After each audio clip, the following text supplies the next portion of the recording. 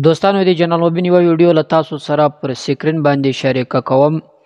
د مولانا حمید الحق صاحب په هکله باندې غږېدلی، ورسره د باچا خان او د منظور پښتون او د هغه د ګوند پر یو اهمه موضوع باندې غږېدلی. د دوستانو تر هر څه له مخه د مبین صاحب دا ویډیو وګوري او ډېر په خشم او ډېر په غوسه او ډېر حقایق یې هم ښکاره کړي دي.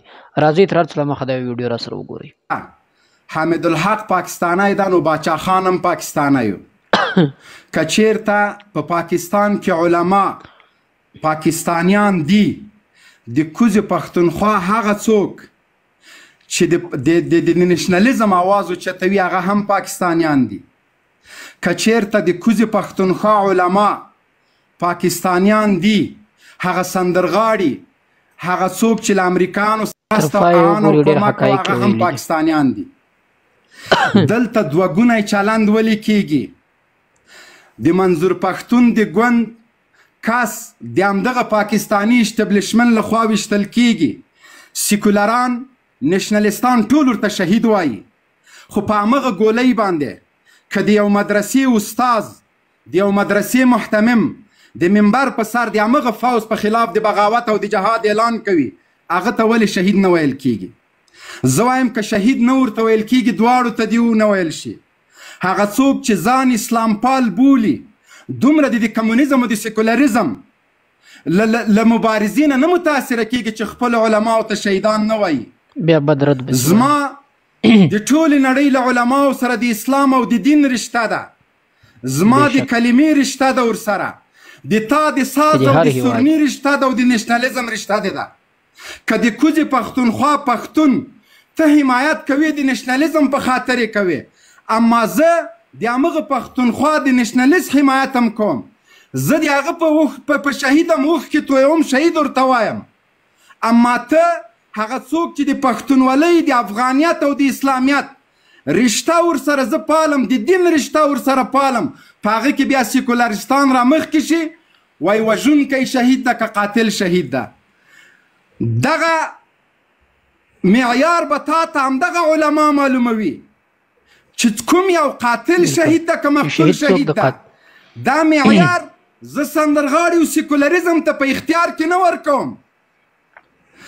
د اسلام ټول معیارونه، د شهادت او د جهاد ټول معیارونه همدغه علما او مدرسې ټاکي. که چیرته زه د تا د شهید په معیار پسې لاړ شم، د تا دوستم 3.5 امریکایانو ته شهیدان وویلې، د تا هماغه معیار ده. د سیکولریزم معیار دغه ده چې روسي او امریکایي اشغالګرو ته شهیدان ویلې. ته هغه څوک شهید بولې چې مدرسې او جماعتونه یې بمبارول، قرآن کریمونه یې د حافظانو په وینو سره کړه، هغه قاتلانو ته شهیدان وایه. زما او ستا معیار معلوم ده. نن علنا زه وایم چې حضرت مولانا سمیع الحق د جمعې په ورځ له منبر نه راکوز شو، د جهاد اعلان یې وکړه، په شهادت باندې ورسېده. دا چې سیکولریزم د دمبوره بچیان او د رباب او د منګي بچیان ورته شهید نه وایي، دا معیار ما دوی ته نه ده پرېښی. تا پرون زما شهیدانو ته کله شهیدان ویلی دي؟ تا هغه چا ته کله شهیدان ویلی دي چې په سټیج باندې ولاړو د امریکایي ډرون ښکار شول؟ تا هغه ته چیرته شهیدان ویلی دي چې د باګرام په بیس باندې ورغله؟ تا هغه ته شهیدان چیرته ویلي چې د سیاهي مرکزونه یې دړې وړې کړل؟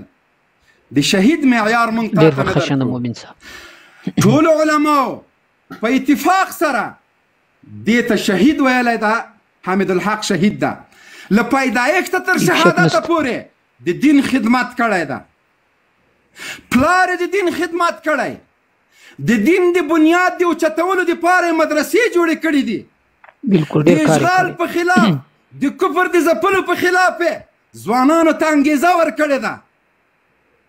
هماغه څوک چې په کوزه پښتونخوا کې ده د نشنلیزم غږونه کوي، د جهاد په خلاف، د روس د مجاهدینو په خلاف هم غږ اوچت کړی و، او د تیر 20 کلن امریکایي اشغال په خلاف هم جهاد زما جهاد مردود بللی و.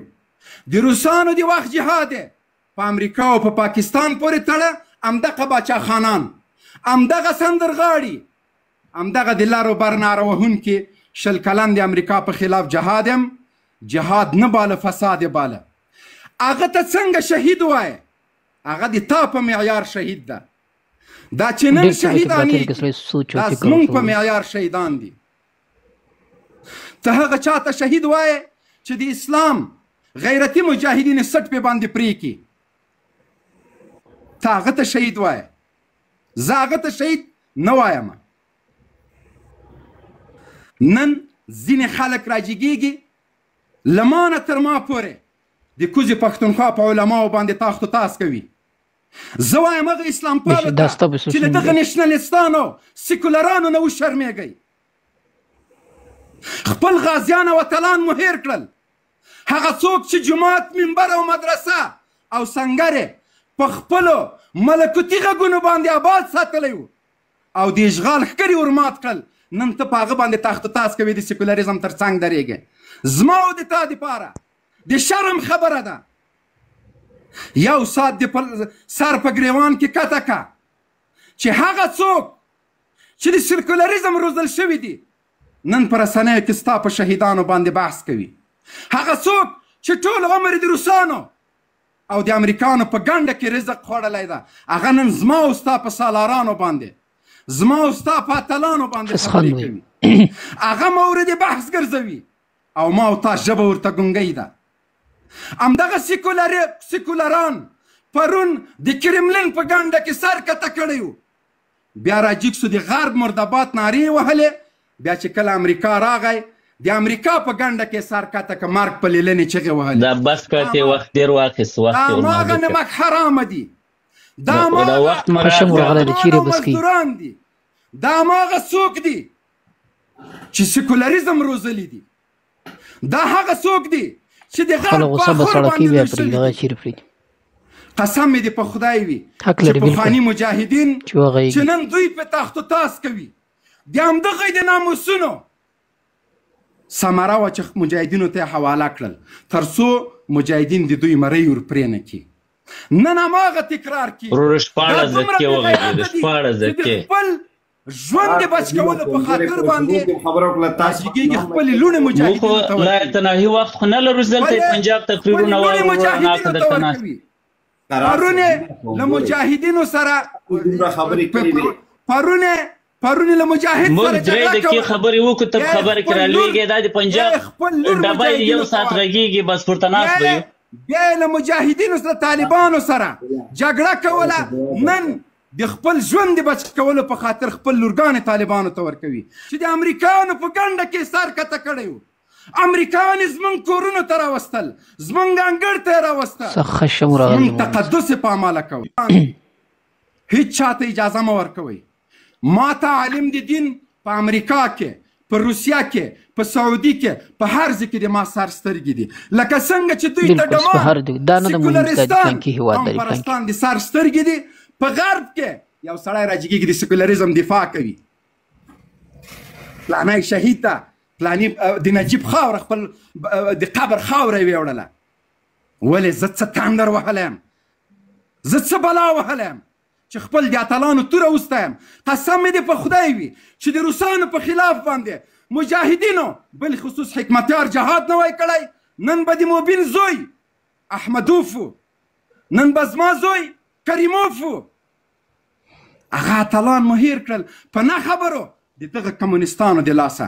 سبا به همدغه زما او ستا بچي راجګېږي، په ملا عمر به تاخت و تاس کوي، په شهید منصور به تاخت و تاس کوي، په شیخ هیبت الله به تاخت و تاس کوي. که دغه اتلان نه وای نن به د افغانستان حشر بلو. د افغانستان د جهاد تواب صاحب واوره، د افغانستان د مجاهدینو احسان په ټولې نړۍ په اسلامي ملکونو باندې احسان ده. د افغانانو د احسان پوره وړي. که روس مجاهدینو نه وای مات کړی نن به ټوله نړۍ د روس د امپراتورۍ لاندې ژوند کوه. که امریکا د افغانستان مجاهدینو نه وای مات کړی زیلنسکي به امریکانو ته داسې توندې خبرې نه کولې. په آخره کې ټرمپ ته وایي چې تا ما ته اسلحې راکولې د تا په اسلحو باندې روسان مات شوي دي، نو تا مهرباني وکړه تا به د افغانستان جګړه ګټلې وه. دا ویاړ افغانانو د زیلنسکي خولې ته واچوه. نن عرب نړۍ د امریکا په خلاف راپورته شوې ده. نن چې په نړۍ کې هر څوک له امریکا سره بدماشي کوي یوازینی احسان د افغانانو دا د نه هیروي. سیکولریزم ماته څه کړي دي؟ هغه د موسیقي په روا او ناروا اوس هم خبرې کوي. زه له لوږې مرم ته راته موسیقي غږوې، زه په امن پسې هلاک شوم ته راته موسیقي غږوې. دغه موسیقي خو د 20 کاله ډمانو ته د سفارتونو اعزازي د امن سفیران دې کړل، ډمان او سندرغاړي. زه چې دا خبرې کوم د دې په خاطر کوم چې زه مسؤلیت لرم. په ورځ د محشر به رب لا یزال له مانه پوښتنه کوي چې تا ته مې خوله درکړې، تا ته مې جراره ژبه درکړې وه، تا ته مې قانقورتاک درکړی و، غږ دې جګه وه. زما د دین وارث تیکه تیکه شو. ته له سیکولرانو سره یو ځای وې او د هغه په شهادت باندې د شک کوه. مدرسې، پوهنتونونه او مکتبونه په اسلامي نړۍ کې دا زموږ د وقار په خاطر باندې دي. ما ته که په اسلام کې خور او مور نه پیژندل شي، ما ته که په اسلام کې محرم نه پیژندل شي، زه بیا خور مور نه پیژنم. له ټولو مسلمانانو نه مې دا هیله ده چې د دغو سیکولرانو په وړاندې دومره مه ګونګي کیږئ. دومره د تاسو په مزغو باندې اثر کړی چې په پاکستان کې عالم مونږ ته اصلا عالم نه ښکاري. هغه څوک ده چې دا پرون چې په منبر شهید شو، د پاکستان د ظالم او د جابر نظام په خلاف د جهاد اعلان وکړه. نن پرون ټوله ورځ د روژې احترام چا ونه که عبدالله وروره. زه چې هر چېرته تلم د دوی له دې ګستاخو ژبه نه دغه زهر پاشل کېده. ما ته چې تلقین کېږي د روژې په خاطر، خیر د دوی ته مو وایه چې زمونږ په اسلافو پسې خبرې مه کوئ، زمونږ په علماو په جهادي رهبرانو پسې خبرې مه کوئ، خولې مو در بندې کوئ. کنې ډېر څه مونږ په لاس کې لرو چې تاسو په وړاندې ترې نه استفاده وکړو. السلام علیکم ورحمت الله وبرکاته. دوستانو، د مبین صاحب دا مرکه تاسو ولیده، یقیني حقایق یې ویلي، سل په سله کې زه سره منم. ډېر چا خپل نظر ده که څوک خوا بدوي که نه بدوي. مبین صاحب دغه مرکه د الله باد لږ کړی چې کله مولانا حمید الحق صاحب چې د سمیح الحق زوی په شهادت باندې رسیږي، په جومات کې پر ده باندې ځانمرګی برید کیږي، نو د ده پر دې شهادت باندې هغه کسان د موږ بعضې افغانان چې ورڅخه د کوزي پښتونخوا پښتانه ډېر ورڅخه ګیلمن دي چې په افغانانو کې کله داسې خلک وو. خو زه هغه خلکو ته وایم چې افغانان ډېر د عزت خلک دي، افغانان ډېر میلمه فاله خلک دي، ډېر غیرتمند. داسې یو څو کم اصله خلک به پکې شوي وي، داسې خلک چې د هغو تربیت داسې سوی وي چې د هغو بل کار نه وي له ښکنځلو، له بد رد ویلو او په علماو پسې فسخن او د علماو پر شهادت باندې فسخن ویل. داسې یو څو کسان پکې شته، پر هغو موږ او تاسو غوږ نه باسو. نو کله چې د مولانا حمید الحق شهادت خبر راځي، نو دغه د مبین صاحب لکه مبین صاحب چې وایي د سیکولریزم زامن پر داسې انداز باندې فسې غږیږي چې د ده په شهادت پسې یو فسخن وایي. ګوري دا شهید نه شهید، یو کس ته شهید ویل نه شهید ویل دا خو د علماو کار ده، ځکه چې په حدیث او په قرآن یا درته ثابتوي هغه د عالم زده ده، که حدیث ده، که قرآن ده، که آیات ده، دا ټول د علماو زده دي. په هغې درته شاهد هم ثابتوي، په هغې درته مردار هم ثابتوي. نو سیکولر به څنګه دا درته ثابته کړي چې آیا دا شهید ده آیا که دا نه ده شهید. نو دی چې د یو چا پر مرګ باندې داسې غږیږي چې دا شهید نه شهید، او د ده اخذ او د ده تربیت ټول له سیکولریزم څخه سوی وي، د ده تربیت ټول د امریکا په لمن په غېږه کې دی لوی سوی او هلته یې تربیت اخستی.